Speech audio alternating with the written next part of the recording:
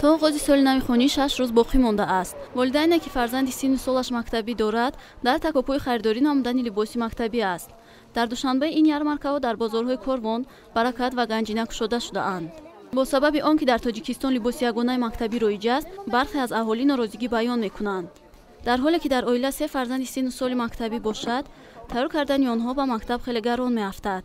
در همین حال جلال‌الدین امیرов نماینده مسئول وزارت معارف میگوید که این امر اجازت می‌دهد که خوانندگان وابسته از آنکه دارایی‌شان چه خل است، در دبستان یک خل لباس پوشند. مکتب اصلا باید جای تعلیم و تربیه باشد و خواننده با همون یک لباسی مکتبی که اصلا پختگین است، یک رنگ است، به مکتب بیاد. لباسی فاخر یا فخر کننده یا لباسی که مثلا او بتونه که با اون چیز از دایره پسیخولوژی که دارد کودک فخر کند، خودش را نسبت دیگران بالا احساس کند. انا همین گونه پوشیدن همین گونه لباس‌ها در مکتب منع شده است و عموما شرایطی فراهم آورده شده است که از کودک عائله کمبیزاعت تا عائله که داراییش مثلا بلند است یک خیل لباس پوشند، یک خیل رفتار کنند و در مکتب برابری اونها تامین شود. آیدی نرخ لباسواری باشد، مسئول میگوید که از دو سر کودکان باید یگان چیز پوشند و اگر فرم یگانه مکتبی نمیشد، آنها مجبور میشدند که یک چند نمود لباس خرند. همچنین لباس مکتبی از دیگر نمود پوشاک‌ها ارزان‌تر می‌ایستد. مادر دو فرزند لیوسا قربان و میگوید که نرخ بازار او را قانع می‌کند. توفلی هم 40 سومون، یوبکه هم 40 سومون، یک تا کوفته مکتبی هم 40 سومون خریدم. در رومی 120 سومون.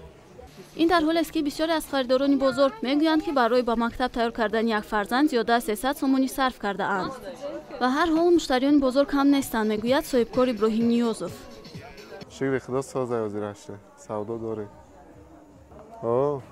هست هر خیلی نرخ نمون هست برای نرخ که قیمتی هست بسیار با ارزان‌ترش. خوب است که خوانندگان پوشیدن لباس مکتبی را دستگیری میکنند، چون که در عکس حال آنها را به مکتب روان کردن غیر امکان بود. موضوع سعید و اوید لباس مکتبی چنین عقیده دارد. طلبه از دخترانی کوچک‌گرد فرق کرده تواند با لباس مکتبی. جلال‌الدین امیرov قید کرد که برای دختران همچنین پوشیدن لباس یک رنگ ملی به آرایش با رویمال اجازت است که این برای خریداری کردن باز هم ارزان‌تر است. به هر حال والدین برای با معرفت بودن فرزندشان چیزی را دریغ نمی‌دارند. ولی سوال مطرح این است که با پوشیدن فرم یگانه مکتبی خواننده خواهش خواندن را پیدا می‌کرده باشد. مهرنگیز ترسونزاده، اکرم کلانов، مخصوص برای آسیا پلوس.